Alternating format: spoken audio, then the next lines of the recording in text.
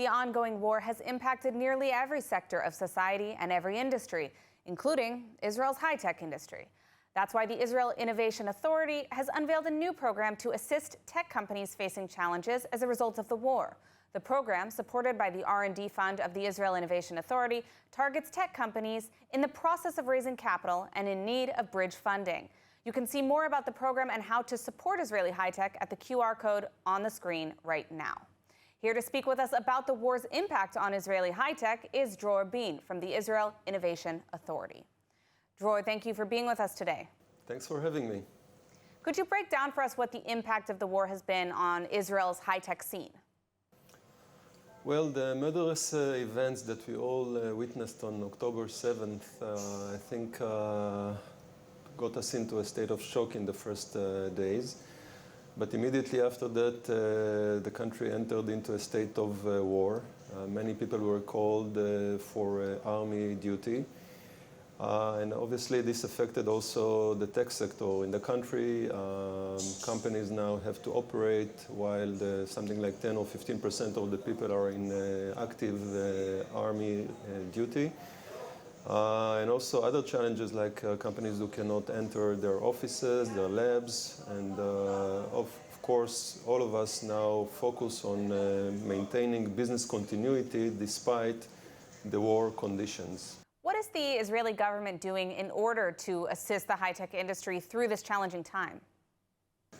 Well, the Israeli Innovation Authority has been investing throughout the last 5 decades in promoting the Israeli tech hub, investing in disruptive innovation, in early-stage startups and growth companies that are literally changing the world. Obviously, in this state of war, we have an even important role to make sure that all the companies that are facing the challenges created by the war will find solutions. One of the immediate things we have done is to announce a $100 million fund. We call it the Fast Track Fund, that basically is giving bridge financing to early-stage companies that were in the middle of a financing round, and because of the war, were unable to fulfill this round.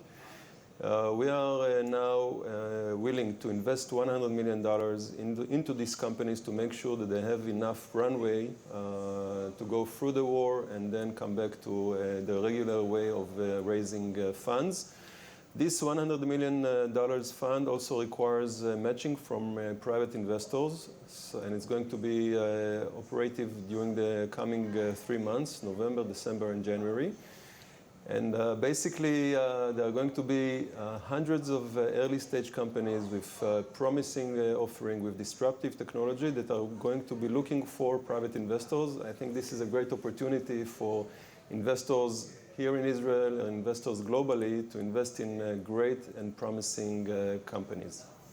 Now, Israel is known as the startup nation, but how resilient is the tech sector here locally?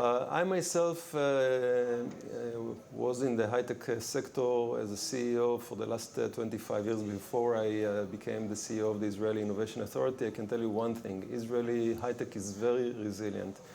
We've gone through many up cycles and down cycles because of global economic crises, because of Corona, because of local crises.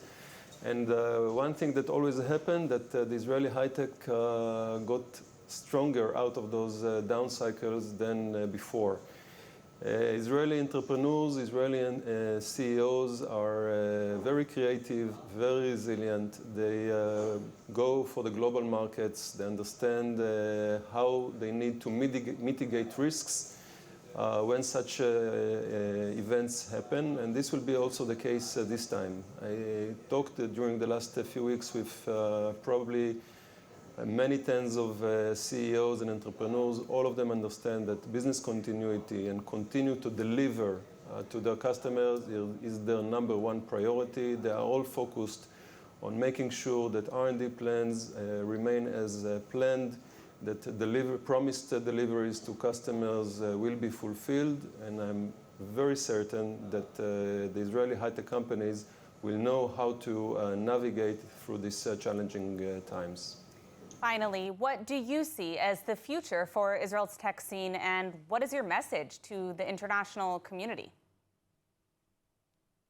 Well, I start with the international community. One of the things that were really heartwarming was the fact that the global tech leaders and the multinationals and all the stakeholders in this community actually stood up and supported Israel. First of all, morally. I think that for all of us it's very clear. It's a war of good against evil. And no human should agree to the atrocities that were conducted here a few weeks ago. And the fact that the leaders, companies and individuals in the tech sector stood up and by the side of the State of Israel is very important for us. We appreciate it, and I want to thank all of these leaders that took a stand. For example, I can mention the letter that something like 800 different venture funds signed in the support of Israel, and also their declaration that they intend to continue to invest in the Israeli high tech. So first of all, thank you. Beyond that, I'm calling for continued support, continued moral support, as well as continue to invest in Israel. The fundamentals are still here. Great entrepreneurs, great technology, great products and services that are being developed in the ecosystem that will change the world, will bring economical value and will bring benefits to the entire humanity. So keep on investing in Israel, keep on buying products and services from Israeli tech companies. This is the best way to support us and help us get to the victory that we should get on behalf of all of us. Indeed. Well, thank you so much for joining us, Dror. Thank you very much. Thank you very much.